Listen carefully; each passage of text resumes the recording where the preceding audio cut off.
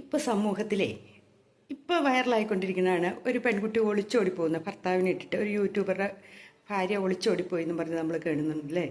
അപ്പം അതിനെ എടുത്തു വെച്ച് ഒത്തിരി പേര് റിയാക്ഷൻ വീഡിയോ ആയി അല്ലാത്ത വീഡിയോ ഒക്കെ ചെയ്യാറുണ്ട്. നമ്മളെപ്പോഴും ഒന്ന് ചിന്തിക്കണം, ഒരാളുടെ ജീവിതത്തിൽ സംഭവിക്കുന്ന അയാളുടെ ജീവിതത്തിലെ ഏറ്റവും വലിയ ദുഃഖമായിരിക്കാം ഇങ്ങനെയുള്ള സംഭവങ്ങൾ. അയാളുടെ കുടുംബജീവിതം തന്നെ തകർന്നു പോകുന്ന ഒരവസ്ഥയിൽ അയാൾ നിൽക്കുമ്പോൾ നമ്മൾ അതിനെ എടുത്തു വെച്ച് എറിയിച്ച് കിട്ടാനോ അല്ലെങ്കിൽ എന്തിലെങ്കിലും ആഘോഷിക്കുന്നത് ശരിയാണോ നമ്മൾ ചിന്തിച്ചു നോക്കി. നമ്മുടെ ജീവിതത്തിലാണ് സംഭവിച്ചെങ്കിലും നമ്മുടെ വീട്ടിലും ഏത് സമയവും സംഭവിക്കാം ഇല്ലേ, എന്തെങ്കിലുമൊക്കെ സംഭവിക്കാം. അപ്പോൾ നമ്മൾ അതിന് വേണ്ടിയിട്ട് എന്താ പറയണേ, ഒരാളുടെ ദുഃഖത്തിൽ നമ്മൾ ആനന്ദം കണ്ടെത്തുക, അതിനെക്കുറിച്ച് വലിയ തമാശയായിട്ട് പറയുക, ഇതൊക്കെ ചെയ്യുന്നത് നമ്മൾ കാണുന്നുണ്ടല്ലേ.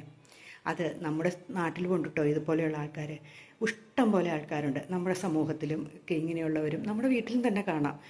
എന്തെങ്കിലും നമുക്കൊരബദ്ധങ്ങൾ പറ്റുക അല്ലെങ്കിൽ നമുക്ക് എന്തെങ്കിലും ജീവിതത്തിലൊരു പരാജയം സംഭവിക്കുമ്പോഴോ നമ്മളെ അങ്ങോട്ട് ഒന്നുമല്ലാതാക്കി കളഞ്ഞ രീതിയിൽ സംസാരിക്കും. നമ്മുടെ ഉള്ളിൻ്റെ ഉള്ളിലെ വേദനയുണ്ടല്ലോ ആരും അറിയില്ല, അത് നമുക്കൊട്ട് പറയാനും പറ്റില്ല. അപ്പോൾ നമ്മളൊരു കാര്യം ചെയ്യുക, നമ്മളായിട്ട് മറ്റുള്ളവരെ ഒത്തിരി പേരുണ്ട് അനങ്ങാതെ നമ്മളെ ബാധിക്കുന്നതല്ലല്ലോ എന്ന് ചിന്തിക്കുന്നത്.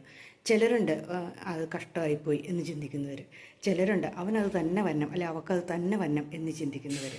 അത് അവരുടെ കുടുംബജീവിതത്തെ മാത്രമല്ല അയാളെ മഹാമോശമായും ആ പെണ്ണിനെ മഹാമോശമായും പറയുന്നവരുമുണ്ട്.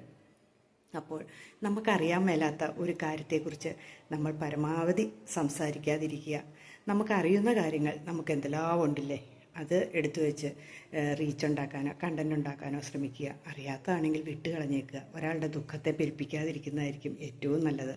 അത് നമ്മുടെ ഒരവസ്ഥ, നമ്മളും ആ അവസ്ഥയിൽ കൂടെ ആണെങ്കിൽ ഒന്ന് ചിന്തിച്ചു നോക്കുക.